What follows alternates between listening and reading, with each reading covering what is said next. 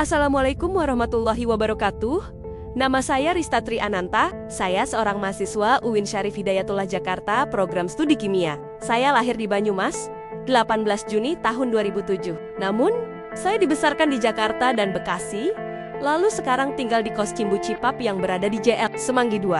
Saya merupakan anak ketiga dari 3 bersaudara. Hobi saya adalah membaca novel fiksi. Berikut adalah pemaparan autobiografi saya sebagai gambaran perjalanan hidup saya dari saya kecil hingga sekarang.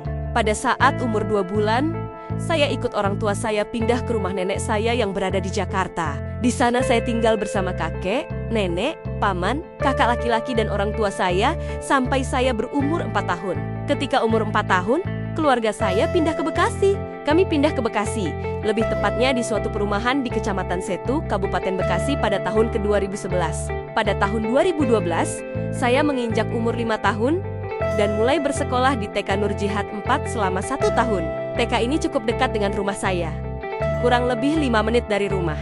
Tidak hanya dengan orang tua saya, terkadang saya juga diantar dengan kakak laki-laki saya yang berbeda 4 tahun dengan saya menggunakan sepeda. Peran orang tua saya sangat penting semasa saya kecil. Saya ingat sekali ketika TK saya sering belajar di rumah, dibantu ibu dan ayah saya. Saya diajarkan membaca, menghitung, dan lain sebagainya. Hal-hal tersebut sangat membantu saya dalam bertumbuh dan berkembang dengan baik, sehingga saya semasa TK selalu meraih peringkat 3 besar. Setelah menjalani TK selama 1 tahun, saya melanjutkan pendidikan di suatu sekolah dasar SD, yaitu SDN Burangkeng 01. Sama seperti TK, jarak dari rumah saya ke SD tidak terlalu jauh. Bahkan saya sering jalan kaki ke sekolah bersama teman saya ketika kelas 3-6 SD. Saya pribadi merupakan anak yang pendiam dan pemalu semasa kecil. Saya juga lebih sering bermain dengan kakak perempuan saya, yang 2 tahun lebih tua. Kelas 1 SD saya tidak terlalu ingat banyak mengenai hal-hal yang saya lalui. Namun, sama seperti ketika di TK, saya juga selalu peringkat 3 besar. Begitu juga ketika kelas 2 SD. Ketika kelas 3 SD, saya sudah mulai ingat banyak terkait hal-hal yang saya lalui. Saya ingat ketika saya duduk di bangku kelas 3 SD ini, saya sempat diperlakukan tidak baik dengan teman sebangku saya. Teman sebangku saya sering memukul ataupun menjambak saya jika saya tidak turut dengan kemauannya. Hal tersebut membuat saya tidak nyaman, sampai pada akhirnya saya ceritakan kepada ibu saya. Keesokan harinya, ketika mengantar saya ke sekolah, ibu saya menemui ibu dari teman sebangku saya dan membicarakan hal tersebut. Setelah dikomunikasikan, hal tersebut tidak terjadi lagi. Saya pun sudah memaafkannya. Dan syukur alhamdulillah, kejadian tersebut tidak pernah terulang. Kami pun masih berteman baik sampai sekarang. Di bangku kelas 4 SD, saya mulai percaya diri dan aktif di kelas. Di kelas 4 SD ini, saya mendapat peringkat ke-1. Begitu pula di kelas 5 SD. Di kelas 5 ini, saya juga senang memimpin senam setiap hari Sabtu bersama beberapa teman lainnya. Mulai aktif menjadi petugas upacara juga. Pada saat itu saya menjadi pengibar bendera. Pada kelas 6 SD ini, giliran saya mengajar adik kelas dalam mengibarkan bendera. Kelas 6 SD juga saya lalui dengan baik. Sampai pada akhirnya dinyatakan lulus. Setelah dinyatakan lulus dari SDN Burangkeng 01, saya mendaftar di SMPN 36 Jakarta, sehingga selama SMP saya tinggal di rumah kakek saya. Kelas 1 SMP saya lalui cukup baik. Saya mendapat peringkat kedua.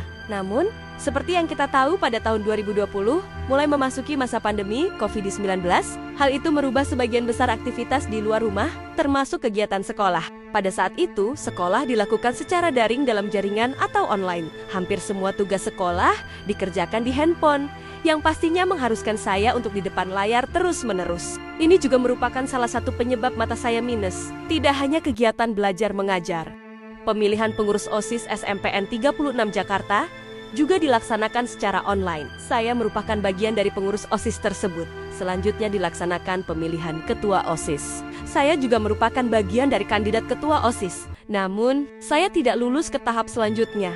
Hingga pada akhirnya, saya diamanahkan sebagai sekretaris 2 OSIS SMPN 36 Jakarta. Tugas dari sekretaris 2 adalah membantu sekretaris ke-1. Menjadi pengurus OSIS di SMP merupakan langkah awal saya dalam berorganisasi. Kelas 2 dan 3 SMP dilakukan secara online. Sesekali datang ke sekolah jika ada kegiatan yang harus dilakukan secara offline.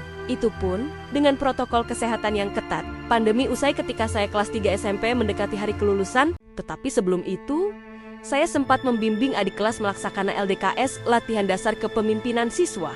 Selain itu, juga dilaksanakan pemilihan pengurus OSIS dan serah terima jabatan antara pengurus OSIS periode sebelumnya dan pengurus OSIS periode berikutnya. Untuk ekstrakurikuler yang saya ikuti semasa SMP adalah English Club. Saya senang sekali mempelajari bahasa asing, terutama bahasa Inggris. Saya cukup rajin dan aktif dalam ekstrakurikuler ini. Seluruh kegiatan pada masa SMP sudah saya lalui, tiba masanya hari kelulusan. Pada hari kelulusan ini, saya mendapat penghargaan peringkat 2 di kelas dan termasuk 10 siswa dengan nilai rata-rata tertinggi. Setelah dinyatakan lulus dari SMP, saya direkomendasikan oleh ayah saya untuk mendaftar di suatu sekolah, yaitu MAN 2 Bekasi. Lalu saya coba daftar dan mengikuti tes tulis dan wawancaranya.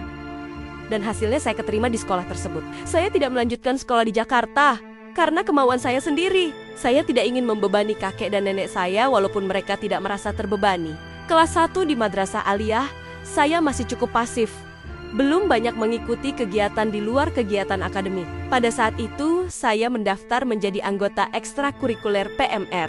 Ketika kelas 1 SMA ini, saya juga mengikuti lomba cepat tepat PMR tingkat Wira se-Jawa Barat, DKI Jakarta, dan Banten. Hasilnya, saya mendapat juara harapan ketiga, walaupun tidak menjadi juara utama, tetapi lomba tersebut merupakan pengalaman yang luar biasa buat saya.